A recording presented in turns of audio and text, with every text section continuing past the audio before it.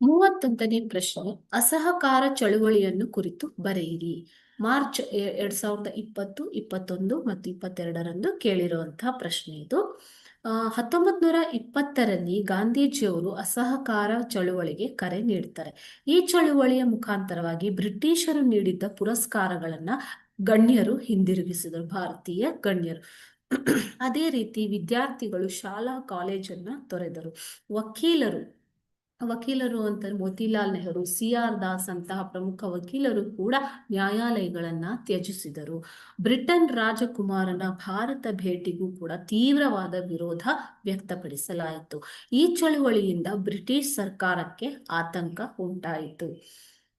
1922ರಲ್ಲಿ ಚೌರಿ ಚೌರಾದಲ್ಲಿ ಶಾಂತಿಯುತವಾಗಿ ಪ್ರತಿಭಟನೆ ನಡೆಸುತ್ತಿದ್ದವರ ಮೇಲೆ ಬ್ರಿಟಿಷರು ಗುಂಡಿನ ಸುರಿಮಳೆಯನ್ನ ಮಾಡ್ತಾರೆ. ಸೊ ಇಲ್ಲಿ ಹಿಂಸಾತ್ಮಕ ಘಟನೆ ನಡೆಯಿತು. 22 ಜನ ಪೊಲೀಸರು ಸಜೀವ ದಹನವಾದರು. ಈ ಒಂದು ಘಟನೆಯಿಂದ ನೊಂದಂತಹ ಗಾಂಧೀಜಿಯವರು ಚೌರಿ ಚೌರಾ ಘಟನೆ ನಡೆದ ಕಾರಣ ಚಳುವಳಿಯನ್ನ ಹಿಂತೆಗೆದುಕೊಂಡರು.